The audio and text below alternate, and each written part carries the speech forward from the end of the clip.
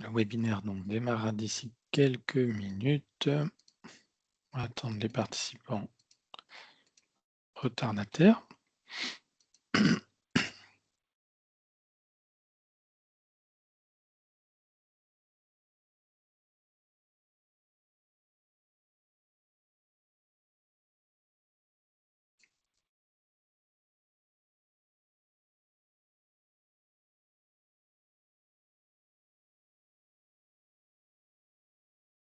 Bonjour à toutes et tous. Je démarre d'ici quelques minutes, le temps que l'ensemble des participants puissent arriver.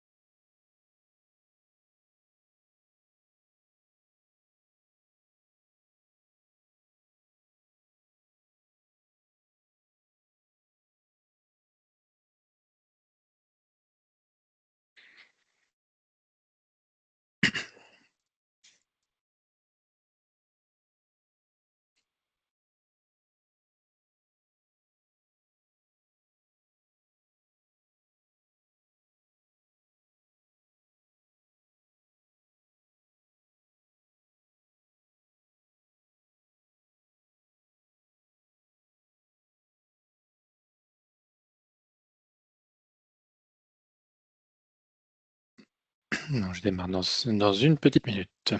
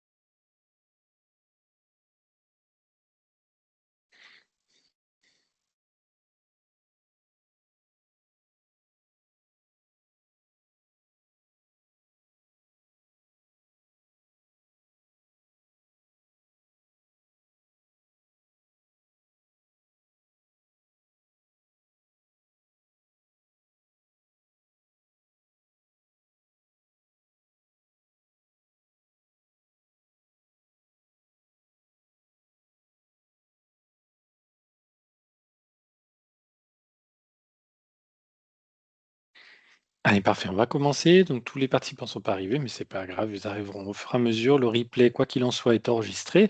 Donc, le replay sera diffusé à l'issue du webinaire. Il est également accessible ensuite sur notre site internet. Je fais en sorte de le poster dans la journée. Donc, vous l'aurez dès demain sur notre site et sinon en replay par mail dès que j'aurai raccroché. Donc, on va traiter aujourd'hui la rédaction des mails en anglais. L'idée, c'est de voir déjà quelques petites tournures d'anglais pour bien structurer ces emails. Il y a quelques petites différences avec le français, donc c'est pas mal de maîtriser quelques fondamentaux. J'ai conçu un guide complet avec l'ensemble des tournures qui vous sera également remis, donc je l'enverrai par mail à l'issue de notre échange. Vous aurez la présentation avec en lien le petit document PDF à télécharger. Et le titre étant bien rédiger ses emails en anglais avec ou sans l'IA, on va voir la partie intelligence artificielle et comment on peut utiliser l'IA pour rédiger efficacement ses mails tout en gardant la main. Et voilà, en gros, le programme qui nous attend. On est ensemble pour environ 40 minutes, donc jusqu'à 11h45. On va veiller à essayer de terminer à l'heure. Si vous avez des questions, vous pouvez les poser dans le menu conversation de Teams. C'est globalement de façon des webinaires petits groupes, hein, ils sont diffusés, on fait seulement sur notre groupe LinkedIn et auprès de nos apprenants, hein.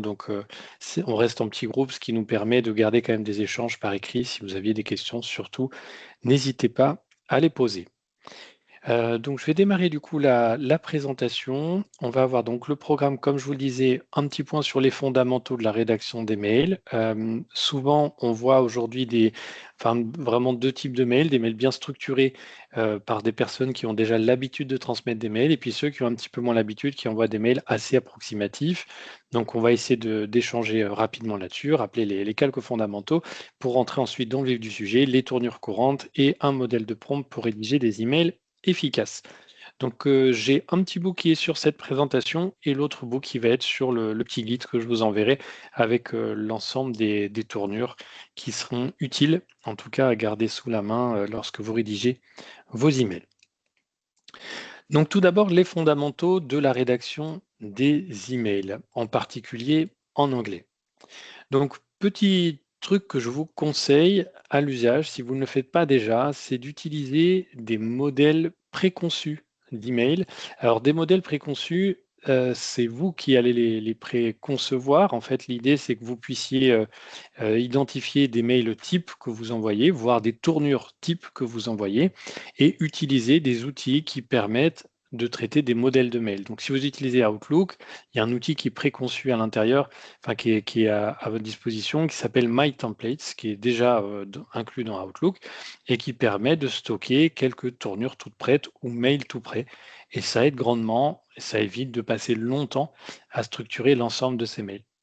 En parlant de modèles préconçus, je préconise vraiment que vous créez les mails préconçus plutôt que d'utiliser systématiquement des outils de traduction, en particulier quand on y voit assez débutant. C'est assez simple, enfin c'est tentant, on va dire, d'utiliser des outils de traduction, mais les traductions sont souvent pas parfaites. Si vous vouliez utiliser un outil de traduction qui est assez efficace, je vous conseille DeepL. Je vous l'écris ici. Vous tapez juste ça sur Internet. Vous le trouverez très facilement. C'est un outil très connu qui fonctionne d'ailleurs en partie avec l'intelligence artificielle. Ça marche bien, les traductions sont plutôt bien faites. Simplement, parfois, le fait de se baser sur une traduction fait que on a tendance à le faire un petit peu vite et on en perd le sens. Et même si la traduction était plutôt bien, le mail de base, il faut qu'il soit excellent pour que la traduction soit bien. Autre chose, on fait des tournures en français qui sont parfois un peu lourdes, des phrases très longues. Les anglo-saxons le font pas trop, ils font plutôt des phrases courtes, brèves, qui vont droit au but, alors que nous, on fait beaucoup de tournures avec voilà, de la formule de politesse, des virgules, des participes présents à tout va. En anglais, évitez tout ça. Faites vraiment phrase, sujet, verbe, complément, des choses très simples, très directes, avec une structure d'email. Et donc, c'est de ça dont on va parler tout de suite, la structure de l'email. Donc, avant de se lancer dans la rédaction, bien prévoir quel est l'objectif de l'email, quelles sont les informations essentielles à retenir et quelles sont les actions attendues. Ces trois éléments doivent ressortir dans un mail. Dans les mails en français, souvent, on a tendance à raconter beaucoup de choses pour pas grand-chose. Donc l'idée, c'est d'éviter les va-et-vient. Les anglo-saxons sont friands de l'efficacité, hein, ils veulent que ce soit efficace et pas passer longtemps. Donc quand vous recevez des emails anglais, souvent déjà, ils sont plus amicaux que les mails français, donc un petit peu moins formels et surtout sont très directs, hein. Ils vont droit au but. Ils vous disent quel est l'intérêt de l'email, qu'est-ce que j'attends de cet email, voici ce que je souhaite vous communiquer et qu'est-ce que j'attends de vous. Ça, c'est vraiment la base de ce qui doit ressortir dans le mail. Et le mail est globalement assez court. On ne va pas faire des mails très longs, c'est inutile. Des mails assez courts, on va droit au but et on évite au maximum le va-et-vient. Donc veillez bien à ce point, l'objectif de l'email dès le départ doit être clairement établi. Ensuite, vous voyez, par exemple, pour l'objectif de l'image, je pense à un truc, par exemple, nous en français, on met toujours pour faire suite à notre échange, je vous prie de bien vouloir tout ça. Évitez ça en anglais, hein, ça sert à rien, vous allez droit au but, hein. Veuillez trouver ci-joint le document, merci pour cet échange. Voilà, des choses, phrases courtes, très brèves, et on va droit au but. Donc bien rester concis, rédiger des phrases courtes pour ne pas perdre le sens et surtout être mémorisé. Alors ça, c'est un point qu'on a beaucoup travaillé chez 3P, faire des mails qui sont mémorisables. Donc par exemple, comment être mémorisé? Dans les actions attendues, ici, vous écrivez 1, merci 2, merci 2. Donc en gros, vous lui dites en une ou deux étapes, qu'est-ce qui est attendu, quelles sont les étapes à suivre. Et si vous avez échangé avec nous par mail, récemment en tout cas, vous verrez que nos mails sont de plus en plus courts et maintenant on met bien en évidence les actions attendues. Et c'est un point essentiel pour être mémorisé, parce que le mail passe vite à la trappe. Donc si l'objet du mail est clair et que dès le départ, vous savez, enfin la personne qui lit le mail sait ce qui est attendu, ça fonctionne beaucoup mieux. Ensuite, les points importants. L'objet de l'email, ce qui s'appelle subject line. En anglais, c'est écrit subject de point là dans Outlook notamment. L'objet doit être clair et précis. Alors ça, c'est un truc où en France, on est très mauvais dans les objets. Et si vous recevez des mails anglais, vous verrez les objets, c'est pareil, ça va droit au but. Ça tourne pas autour du pot, c'est pas des objets demande d'information. Ça, c'est un objet assez mauvais qu'on met nous en France, parce que c'est notre façon de communiquer, mais les anglo-saxons ont besoin que ce soit très efficace. Donc dans l'objet, il faut tout de suite savoir qu'est-ce qu'on souhaite. Par exemple ici, un exemple avec celui-ci, action required. On attend quelque chose de la personne. Il y a une action qui est attendue. Review and approve quelque chose by avec une deadline, avec une date. Donc vous voyez, l'objet là, il est très clair. Hein. On veut qu'il revoie le contenu, qu'il approuve, là donc une tâche, quelque chose qui a été transmis, avec tout de suite la date limite. Okay, d'ici telle date. Donc très important, l'objet, si vous écrivez en anglais, doit être très très clair sur ce que vise l'email, c'est quoi son contenu et qu'est-ce qui est attendu en une seule phrase. Celui-ci aussi est intéressant. Invitation, donc on sait que le contenu du mail c'est une invitation. Meeting topic, c'est ce qu'il va falloir remplacer, hein, ce qui est entre crochets. Donc le contenu de la réunion. Et on avec la date. Donc vous n'avez même pas besoin d'ouvrir le mail, vous savez déjà quel est le contenu de la réunion, que vous êtes invité et qu'il y a la date. Donc même sans ouvrir le mail, vous avez l'info. Et ça incite à l'ouvrir. Si vous mettez des emails invitation tout court, par exemple, ou meeting, ça incite pas à ouvrir le mail. Donc vraiment, il faut que l'objet soit tip-top et qu'il ait bien couvert tout le contenu de votre mail en une seule petite phrase. Alors quelque chose qui est fait très couramment, voilà, c'est vraiment les Américains qui sont habitués à faire ça et maintenant ça devient, je dirais assez international, c'est de mettre le nom de la structure au démarrage de l'objet. Par exemple, si je vous envoie un mail et que j'écris tout au départ 3P formation. Je n'ai même pas besoin de regarder qui me l'a envoyé, je sais que c'est 3P formation. Donc dans votre entreprise, parfois, ce qui peut être intéressant, surtout si vous gérez votre propre structure, c'est de mettre hop là, je vais faire rentrer le participant, parfait. C'est de mettre en objet du mail, au démarrage, le nom de la structure. Donc le nom de la structure, c'est intéressant, je vous dis tout de suite, pour savoir qui c'est, en particulier quand c'est des mails commerciaux, où on est noyé dans les spams. Si vous savez que vous avez contacté la structure 3P Formation, vous recevez un mail avec écrit direct 3P Formation dans l'objet, vous savez que c'est attendu. Voilà, donc ça, c'est quelque chose qui marche bien.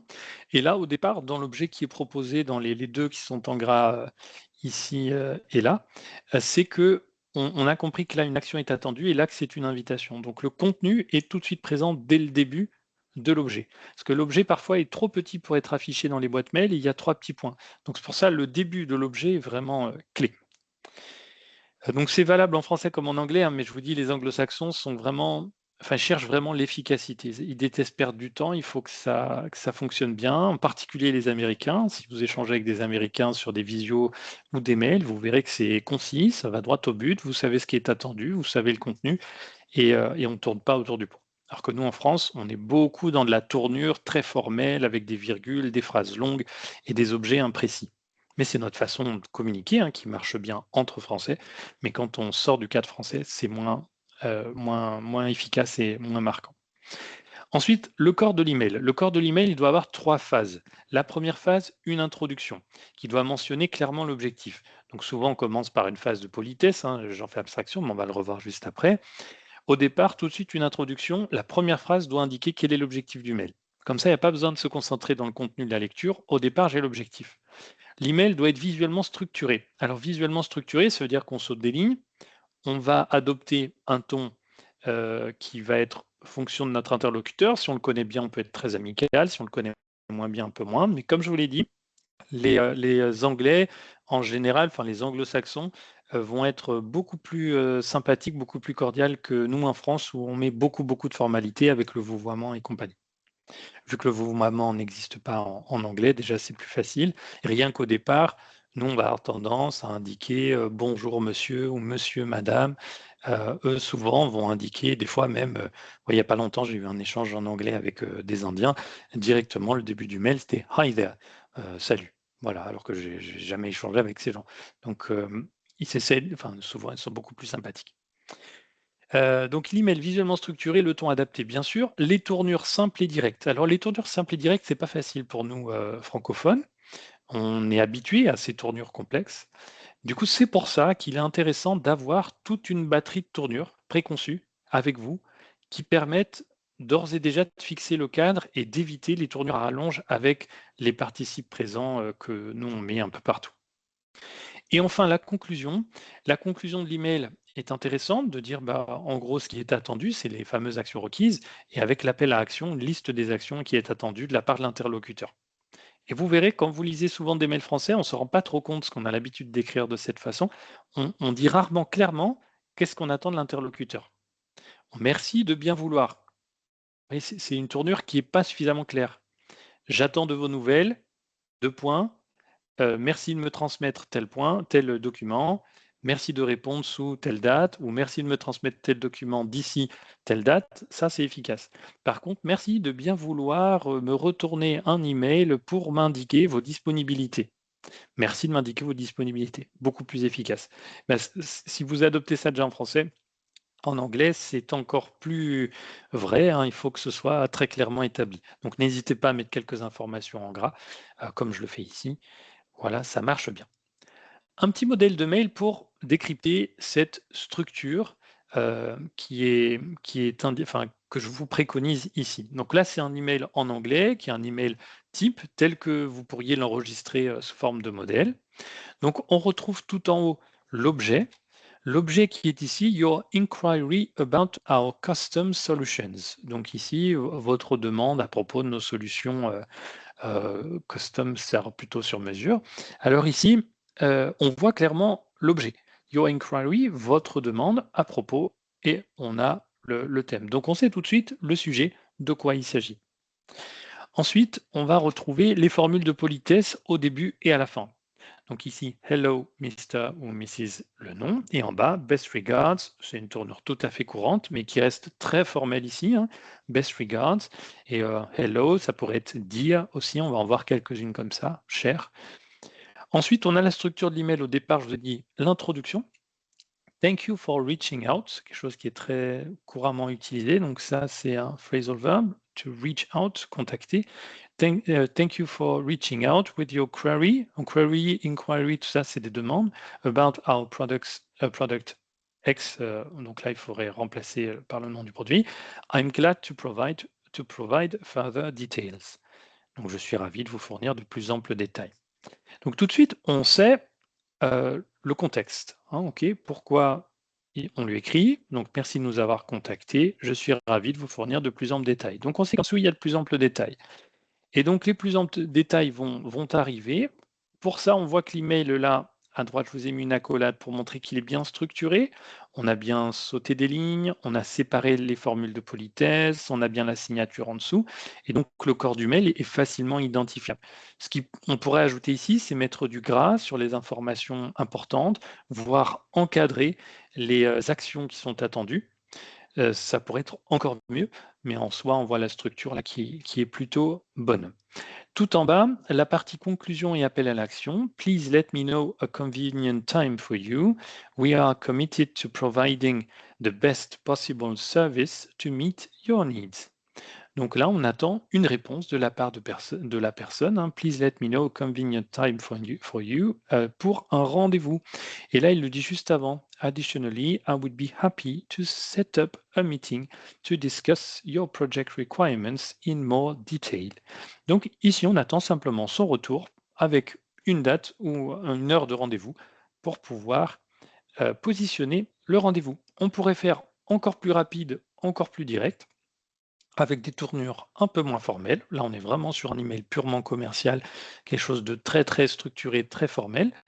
On peut faire quelque chose de plus informel et d'aller encore plus droit au but. C'est tout à fait possible. Mais veillez à bien adapter le ton et pour ça, il faut être à l'aise avec quelques fondamentaux de l'anglais entre ce qui est formel et ce qui est informel, être capable de l'identifier. Donc on va voir tout ça plus en détail. Je vous ai proposé donc un document.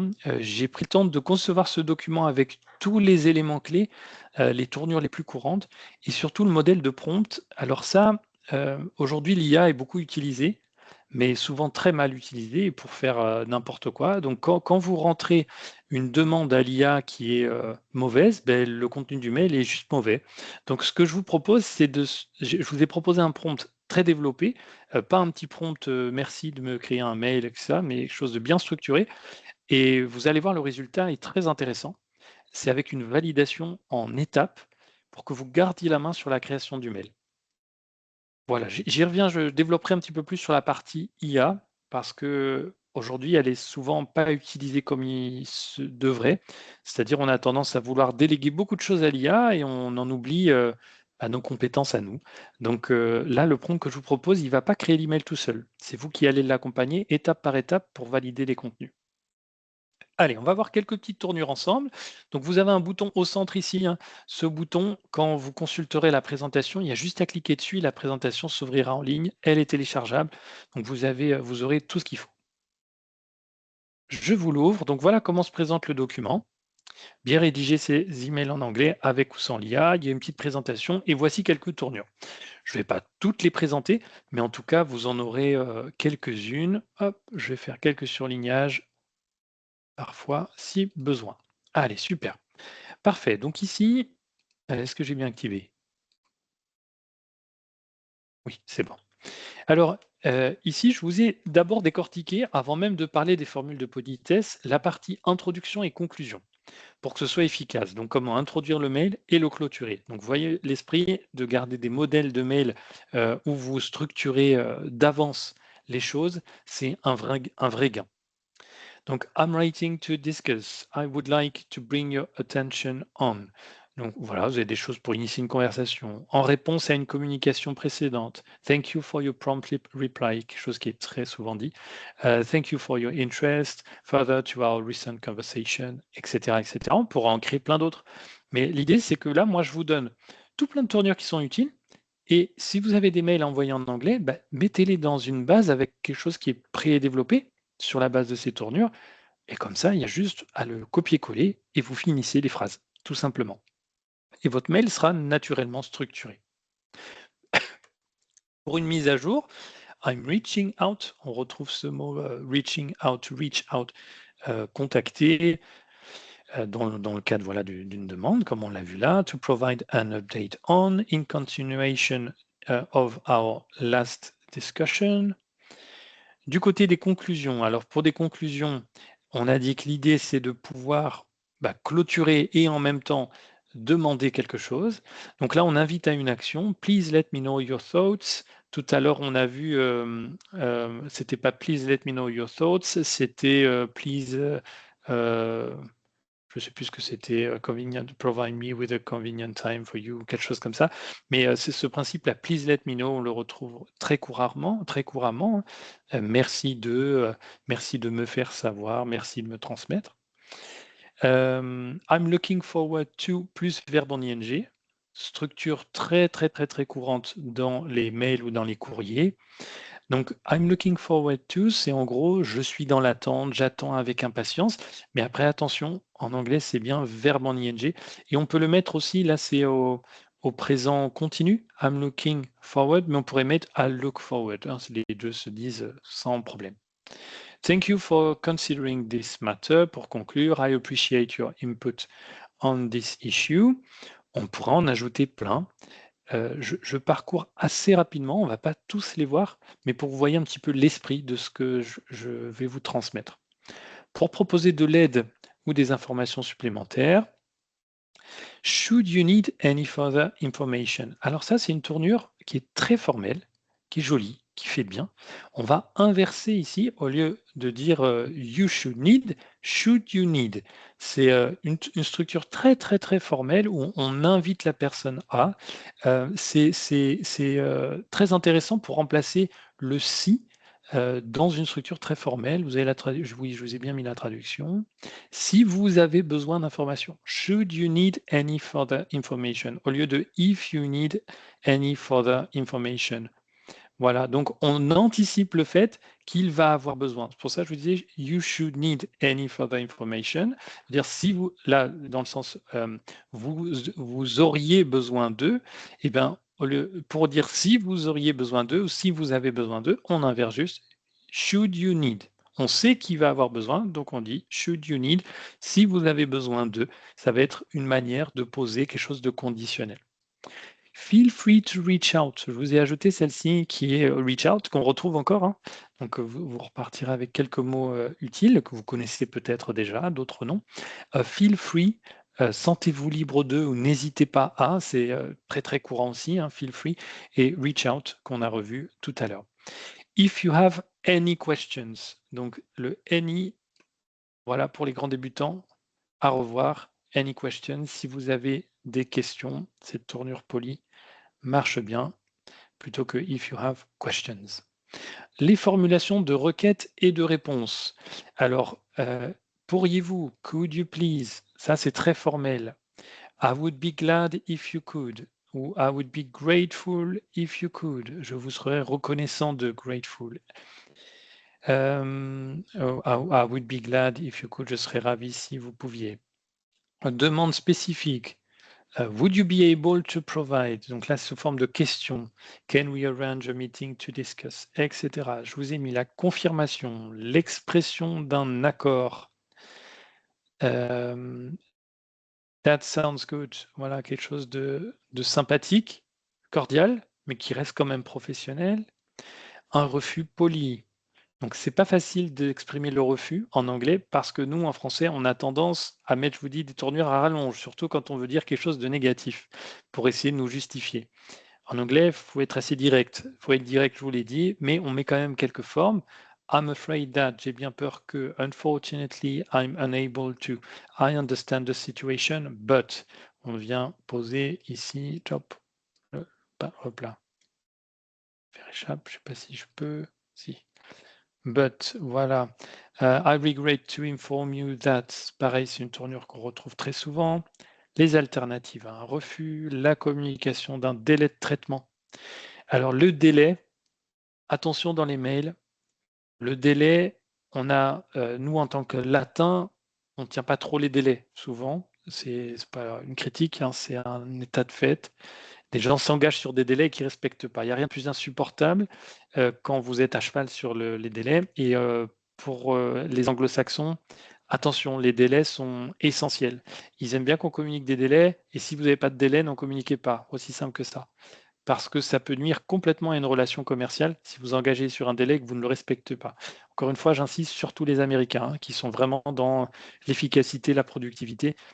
Si vous ratez ça, vous perdez clairement, rapidement un client. Alors, je parle des anglo-saxons, hein, on pourrait parler des nordiques et des allemands, pareil, qui sont très à cheval sur les dates.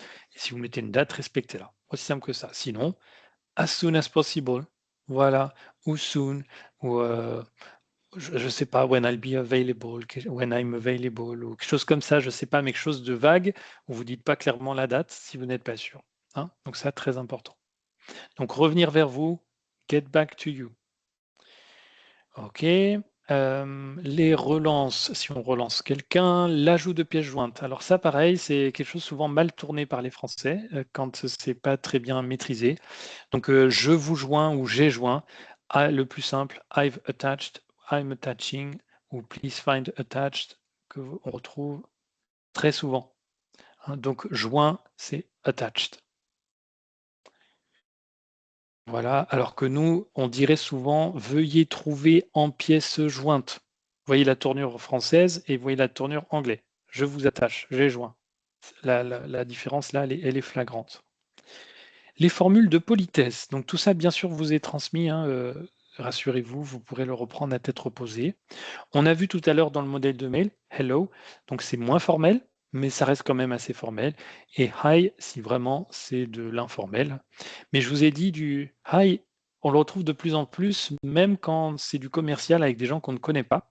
Ils ont tendance même à mettre une tournure quand ils ne mettent pas le prénom. Je vous dis, c'est hi there, T-H-E-R-E, hi there. Là, c'est techniquement pas du tout formel, mais ça se fait de plus en plus. Et l'ultra formel, dear, cher. Donc, si vous communiquez avec le monde, vous constaterez des différences flagrantes entre, par exemple, des Indiens, des Britanniques, des Américains. Prenons voilà ces trois déjà trois pays où ils parlent anglais de naissance. C'est radicalement différent. Les Indiens structurent vraiment les mails, ils mettent beaucoup des dear Jesse, dear nanana. Donc c'est très formel. Les Américains ont tendance à être tout de suite très sympathiques. Les Anglais, c'est un peu un mix entre les deux, avec des tournures un peu plus britanniques, un peu plus, pas pompeuses, mais plus formelles que les Américains droit au but ou les Indiens où c'est très, très bien tourné. En tout cas, ils vont tout le temps être ultra formels. Voilà, c'est pas des généralités que je vous dis, mais souvent c'est ce que je constate. Quand ce sont des groupes, c'est pas facile aussi à faire des mails de groupe. On sait souvent pas trop bien les introduire nous quand en tant que français, en anglais. Hein. Hello everyone, hi all dear team. Les clôtures formelles, on a vu best regards tout à l'heure, qui est très courant. Et si on est dans de l'informel, best wishes, warm regards, best regards marche aussi. Il y a une tournure aussi qui se fait beaucoup, qui est cheers. Je vais l'ajouter ici au contenu. Donc ça, c'est clairement informel. Hein. Mais cheers, ça se dit beaucoup même à l'oral. Quand on est, par exemple, en Angleterre, ça signifie ben, merci, un peu salut, un peu tout ça en même temps. Donc c'est une tournure courante en fait pour clôturer un échange, de façon informelle bien sûr. Le modèle de prompt, nous y voilà. Et c'est là, à mon avis, où ça permet vraiment de monter d'un cran. Donc apprendre quelques tournures, c'est essentiel. Hein, il faut les connaître. I'm looking forward to, I look forward to. Tout ce qu'on vient de voir, please let me know, feel free to. Donc tout ça, c'est des choses très courantes, très habituelles. Donc retenez-en quelques-unes. Faites votre petite sélection dans les modèles que je vous ai proposés. Et si vous disposez d'un petit outil ou d'un document dans lequel vous pouvez copier-coller ces modèles, voilà, introduction du mail, politesse, etc., le jour où vous êtes confronté à écrire un mail, vous avez juste à copier le départ et mettre la suite. Et à force, vous les connaîtrez, il n'y aura même plus besoin d'utiliser ces modèles. Alors, je vous ai développé ici un prompt qui permet d'être utilisé dans l'IA. Alors, ce que je vous propose, je vais vous faire un petit sondage rapide. On n'est pas nombreux à suivre en live. J'ai beaucoup de personnes qui vont suivre en replay.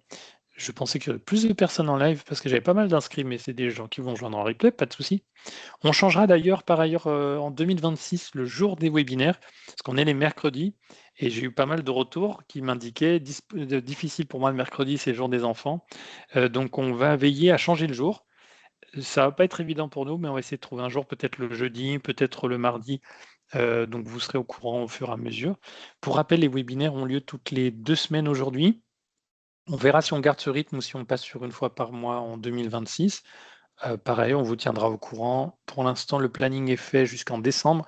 Et donc, vous pouvez retrouver, si vous suivez la formation chez 3P, dans le planning des classes virtuelles, il y a tous les webinaires. Si vous ne suivez pas la formation chez 3P, vous pouvez les retrouver aussi sur notre site internet, dans le menu ressources.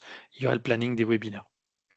Alors, je disais que j'allais vous faire un petit sondage très rapide pour savoir parmi vous, sur le petit groupe qui est présent, qui utilise l'intelligence artificielle. Donc, je vais vous faire un petit sondage qui devrait apparaître dans un instant. Je vais juste ajouter un petit sondage.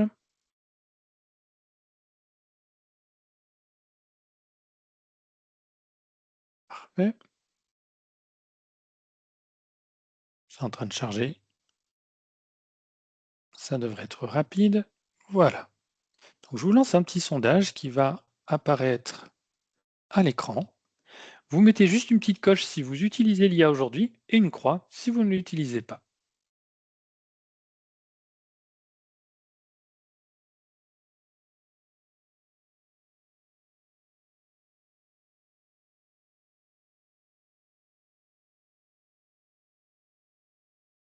Très bien. Donc, vous avez l'air de tous dire que vous utilisez l'IA, ce qui est intéressant parce que selon les sondages que je fais, la dernière fois en formation, je l'ai fait, sur 6 personnes, j'en avais que 2 qui l'utilisaient. Donc, c'est intéressant. Je vais donc prendre du temps pour déjà faire un petit débrief de l'IA. L'IA, on a tendance à penser que c'est intelligent. Ce n'est pas intelligent. C'est quelque chose que on dit pour en fait, c'est quelque chose de très commercial, hein, je vais être transparent avec vous. L'intelligence artificielle, elle a ce qu'on appelle intelligence, c'est qu'elle peut mémoriser, elle peut interpréter, elle va anticiper des choses, elle peut même faire des actions à votre place. C'est en ça qu'on va la considérer intelligente, mais elle n'a pas d'émotions et les émotions font partie pleinement de l'intelligence. On parle même d'intelligence émotionnelle.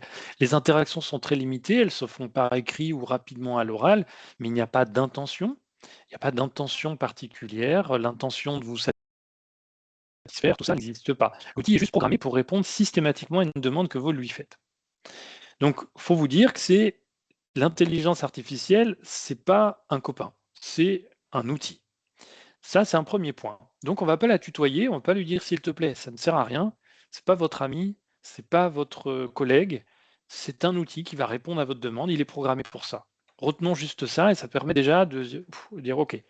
Parce que plus ça va, plus on entend des choses comme quoi l'intelligence artificielle va bientôt ressentir les choses. Peut-être un jour, mais on n'y est pas. Et elle n'est pas constituée d'un corps fait de sang, de chair, d'os avec un cerveau, hein, donc on n'y est pas. Un robot sera jamais un humain et il restera au stade de robot, hein. Donc retenons ça déjà, ça permet de prendre un peu de hauteur et que chacun garde sa place.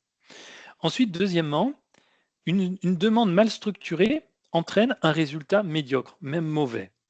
Donc, si vous dites rédige-moi un email pour répondre à un client, pour répondre à une demande client, il va vous faire un mail standard pour répondre à une demande client, mais il ne sera pas adapté au contexte que vous vivez. Qui est votre client?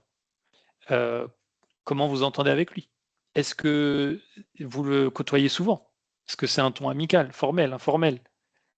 Est-ce que dans quel secteur d'activité vous êtes? S'il n'a pas ces informations, comment peut-il créer un mail à la hauteur de vos attentes? Ce n'est pas possible.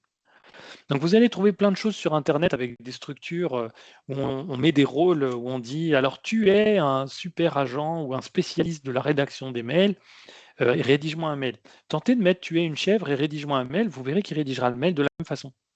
Le rôle, il va être utilisé pour une requête qui est vraiment une requête très rapide, pour contextualiser les choses en réalité. Si vous lui dites: «Tu es un assistant commercial et je te demande de rédiger un mail pour telle chose», il va rédiger un mail en se disant que c'est quelque chose de commercial.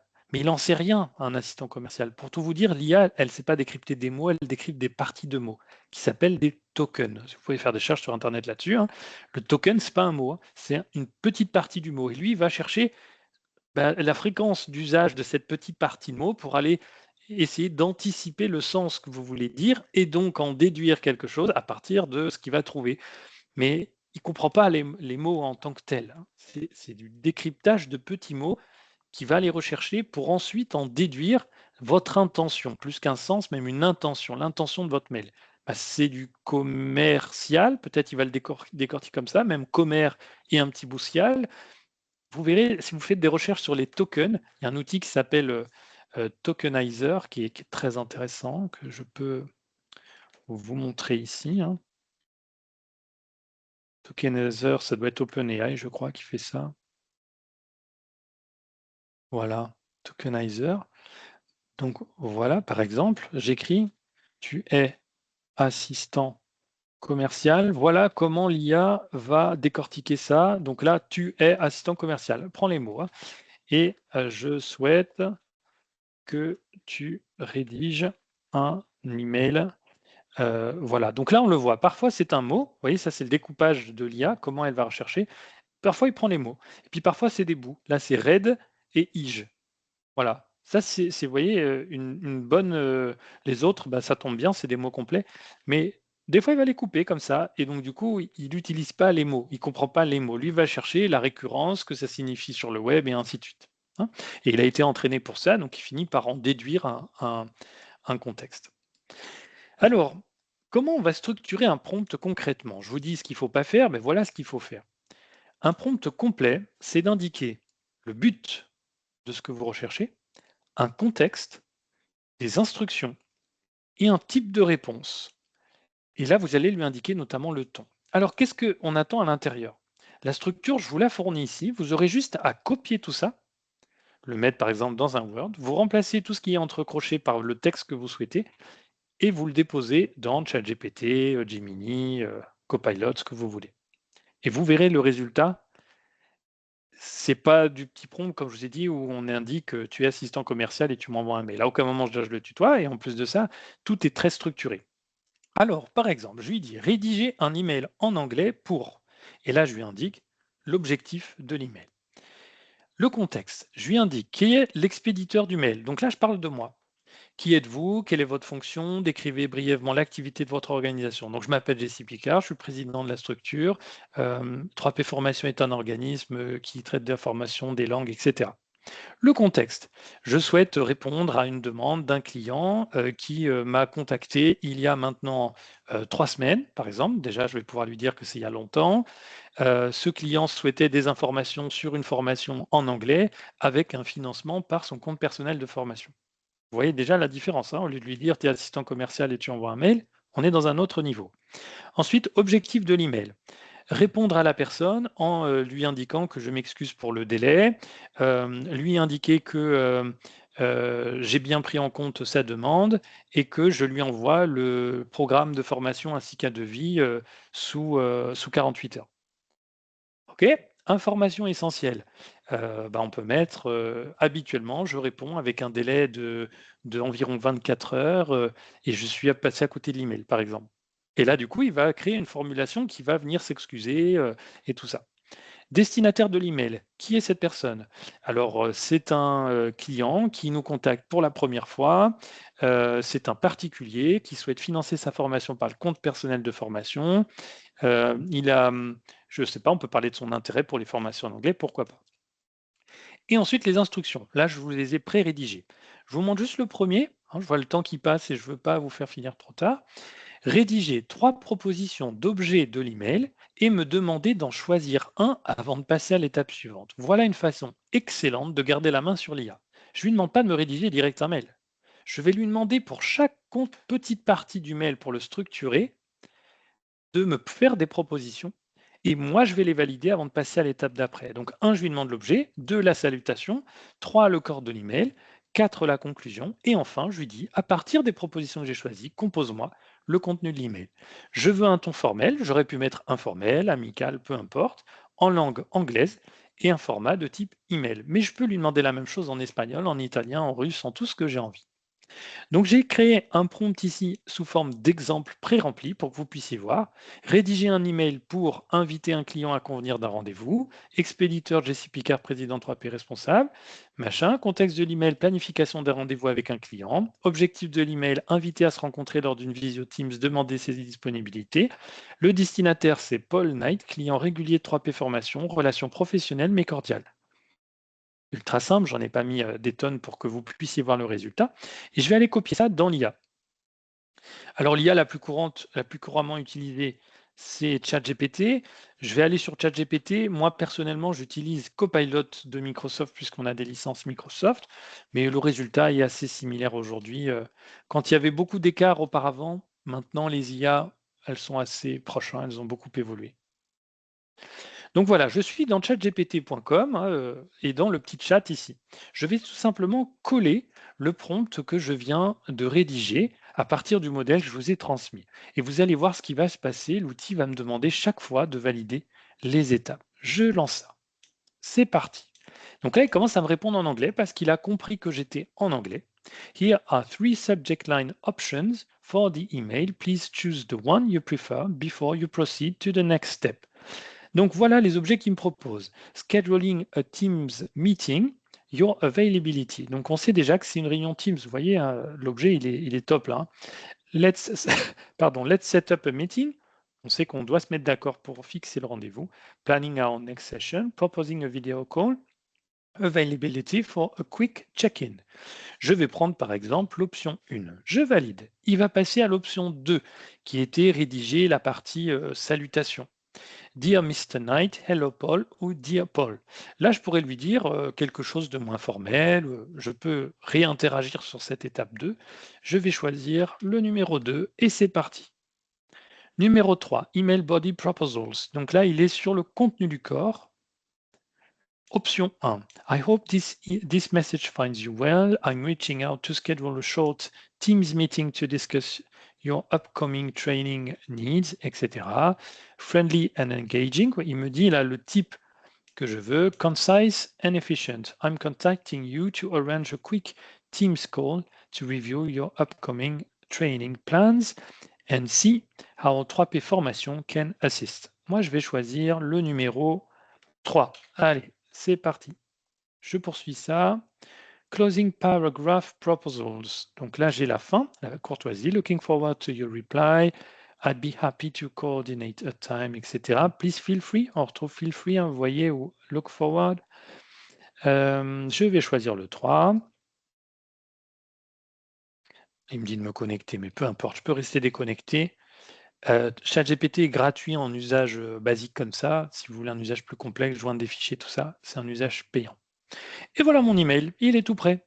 J'ai le sujet, scheduling a Teams meeting, hello Paul, le contenu que j'ai validé, la phrase de politesse, best regards, et il a signé, 3P, Jessie Picard, 3P formation, etc. Donc là, j'ai un email propre, efficace, et j'aurais pu, à chacune des étapes, hein, vous voyez, étape 1, 2, 3, lui dire, ben, j'aime pas tes options, ou j'aime pas les options, on va pas le tutoyer, j'aime pas les options, retenir l'option suivante, et c'est moi qui lui écris l'option. Donc vous voyez, là, vous pouvez écrire des mails top. Je vous l'ai fait en anglais, mais vous pourrez le faire en espagnol, en italien, en russe, en chinois si vous le souhaitez. Vous pouvez même le faire en français tout court pour structurer des bons mails. Et tout ce que j'ai dit tout à l'heure est respecté. L'objet clair, concis, on sait ce qui est attendu. On a le départ, la phrase d'introduction qui indique l'objectif. On a la fin qui indique la conclusion et l'appel à action. Et on a la partie salutation. Donc tout le contenu d'un bon mail est respecté avec l'outil. Mais je garde la main. Je suis dans l'IA, mais je garde la main. C'est moi qui lui ai validé les étapes et je m'autorise à lui dire non, ça ne me convient pas. Donc voilà une approche d'utilisation de l'IA qui est développée. Je ne cherche pas à lui dire je veux tout de suite le mail, un mail type sur la base d'une petite phrase que je lui donne. Je prends beaucoup de temps pour structurer ce que j'attends du mail. Je lui décris qui je suis, qui est mon interlocuteur, qu'est-ce qui est attendu. Des étapes où je valide pas à pas pour conserver la main sur le rendu. Et voilà une bonne utilisation de l'IA, une utilisation en tout cas intelligente, où on garde la main et c'est pas l'IA qui fait tout pour nous, où on pense que vu qu'il est intelligent, il va faire pour nous, ça marche pas. En tout cas, vous n'aurez pas des résultats à la hauteur. Donc là, voilà, suivez bien cette approche. Si vous devez reconstruire des prompts avec des outils de chat GPT, vous pouvez faire des demandes beaucoup plus simples si c'est un résultat simple que vous attendez, mais si c'est un résultat développé, vous pouvez trouver un resto autour de chez moi, ça suffit, hein. Mais par contre, rédiger un mail, c'est pas anodin, c'est pas un petit quelque chose, c'est quand même l'image de notre entreprise ou notre image personnelle. Ça se doit d'être structuré et d'avoir des informations clés. Si vous avez des questions, c'est le moment. Vous pouvez les poser dans le menu Conversation. J'en ai quasiment terminé. Je finis un tout petit peu en retard, je vous prie de m'en excuser. Donc, dans la présentation, vous avez du coup le lien pour télécharger le document que je viens de vous présenter à l'instant. 3P Formation, donc vous remercie en tout cas pour votre présence à ce webinaire ou pour consulter en replay, parce qu'il y a pas mal d'inscriptions en replay, donc merci à vous. Notre organisme est créé depuis 2018, on travaille en famille, vous avez les 3 membres de la famille ici, donc moi, ma compagne Laetitia et Steven, mon frère, et on a 2 salariés que sont Alissa et Hélène qui vous accompagnent aussi tout au long des parcours. On travaille sur des valeurs humaines qui sont essentielles pour nous. Sans l'humain, on n'existerait probablement pas. Voici quelques-unes de nos valeurs, en tout cas celles qui nous sont chères. Le partage, l'inclusion, la durabilité, en particulier des compétences que vous cherchez à acquérir, et la proximité qu'on maintient tout au long des parcours et même après. Nos thèmes de formation, en gros tout ce qui tourne autour du numérique et des langues, tout ça vous le retrouvez dans la présentation, et l'espagnol qui a été intégré il y a peu. Et à la fin de la présentation, vous retrouvez nos coordonnées si vous souhaitez échanger sur quelques sujets que ce soit. Je ne vois pas de questions particulières, donc si vous en avez même après coup, surtout, n'hésitez pas, c'est avec grand plaisir que j'y répondrai.